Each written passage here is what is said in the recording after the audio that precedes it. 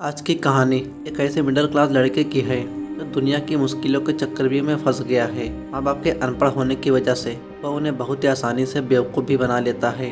खुद के माँ बाप को बेवकूफ़ बनाने की बात सुनकर शायद आप लोग उस लड़के को खूब गालियाँ दे रहे हों, लेकिन ज़रा ठहरो, पहले उसकी कहानी तो सुन लो। तो चलिए कहानी की शुरुआत उसके माँ बाप की शादी से करते हैं। करीब करीब 1990 की बात है जब उसके माँ बाप की शादी हुई थी। उसके पिता शायद 8वीं तक पढ़े थे, लेकिन माँ बिल्कुल ही अनपढ़ थी। हालांकि शादी तो गांव में हुई थी, लेकिन उसके पिता दिल्ली में काम करते थे, जिस कारण उसकी माँ भी दिल्ली शिफ्ट हो गई। शुरुआत में उनकी लाइफ तो ठीक ठाक थी। शादी के बाद उन्हें लगातार 3 बेटियां हुईं, लेकिन उसके पेरेंट्स चाहते थे कि उन्हें एक बेटा हो जाए, और करीब 2003 में उन्हें एक बेटा हुआ।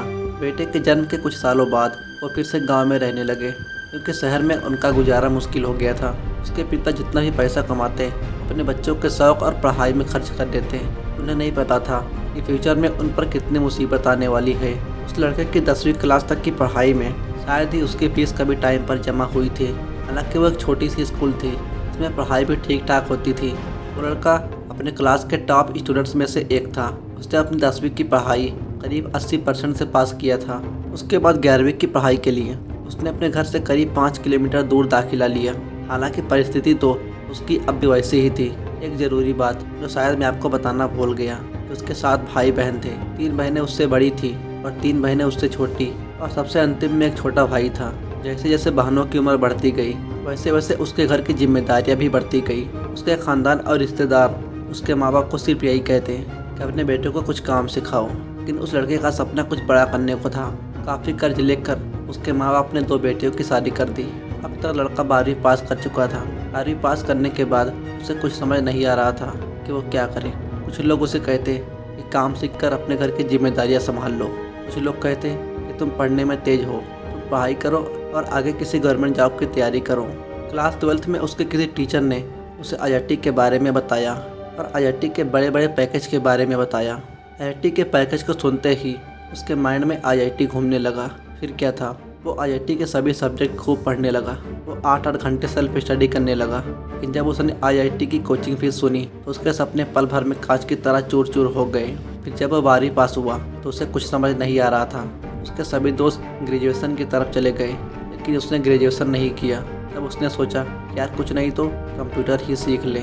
वो और उसका दोस्त कंप्यूटर में O लेवल कोर्स करने लगे। जब वो 12वीं पास हुआ था तब उसके घर की फाइनेंशियली प्रॉब्लम थोड़ी कम थी, लेकिन उसके पिता चाहते थे कि उनका लड़का अपनी आगे की पढ़ाई करे।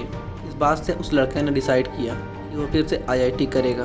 करीब करीब 1 महीना कंप्यूटर क्लास करने के बाद उसने कंप्यूटर सीखना छोड़ दिया और अपने शहर में अपने हिसाब से एक IIT कोचिंग खोजने लगा, क्योंकि दिल्ली और कोटा जैसे जगहों पर IIT की फ़ीस बहुत ज़्यादा थी जो उसके पेरेंट्स अफोर्ड नहीं कर सकते थे। उसको अपने शहर प्रयागराज में एक कोचिंग मिली जिसकी फ़ीस इतनी थी कि वह उसे एडजस्ट कर सकता था। उसने कोचिंग ज्वाइन कर ली और फिर पढ़ाई में जुट गया। वो अपने घर से रोज़ शहर जाता। करीब 9 बजे से उसकी क्लासेस चालू होती और 2:30 बजे क्लासेस एंड होती। घर आते आते उसे करीब 4 बज जाते। कोचिंग से आने के बाद वो खाना पीना खाता, फ्रेश होता और करीब 5 बजे सो जाता। उसके बाद वो उठता शाम को 8 बजे। फिर 8 बजे चाय नाश्ता करने के बाद वो रात भर पढ़ाई करता और सुबह के 6 बजे वो फिर सो जाता और फिर करीब 2 घंटे बाद उठता और तैयार होकर कोचिंग चला जाता। करीब 3 महीने तक उसने ऐसा ही किया, लेकिन फिर भी वो IIT के क्वेश्चन को ठीक से हल नहीं कर पा रहा था। वो अपने डिस्ट्रैक्शन भरे घर में ठीक से पढ़ाई नहीं कर पा रहा था। फिर उसने इरादा बनाया कि वो शहर जाकर पढ़ाई करेगा। शहर में वो अपने एक दोस्त के साथ रहने लगा। करीब 5 महीना शहर में रहने के बावजूद भी उसकी पढ़ाई में ज़्यादा इम्प्रूवमेंट नहीं हुआ, क्योंकि उसकी कोचिंग कुछ खास नहीं थी। और दूसरी बात, वो लड़का हिंदी मीडियम से था और हिंदी मीडियम के लिए कोई अच्छी किताब नहीं थी। अब तक उस लड़के को समझ आ गया था कि IIT निकालना बहुत मुश्किल है।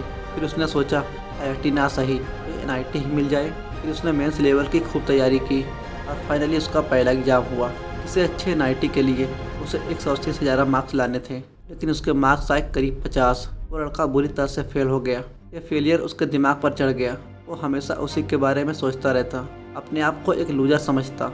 लेकिन इस बात ने उसे थोड़ी तसल्ली दी कि अभी एक अटेम्प्ट और होगा। फिर वो लड़का अपनी पूरी एनर्जी के साथ दूसरे अटेम्प्ट की तैयारी में लग गया। ये इस कहानी का पहला पार्ट है। अब हम दूसरे पार्ट में डिस्कस करेंगे कि दूसरे अटेम्प्ट में उस लड़के के साथ क्या हुआ, उसे कोई कॉलेज मिला या नहीं मिला, उसके बाद उसने कौन सा करियर चुना, उसके बाद उसने कहाँ कोचिंग की। ये सभी बातें हम इस कहानी के दूसरे पार्ट में डिस्कस करेंगे। अगर आपको वीडियो पसंद आया तो इसे लाइक करें और कमेंट करके बताएं कि आपको इस कहानी का दूसरा पार्ट चाहिए कि नहीं।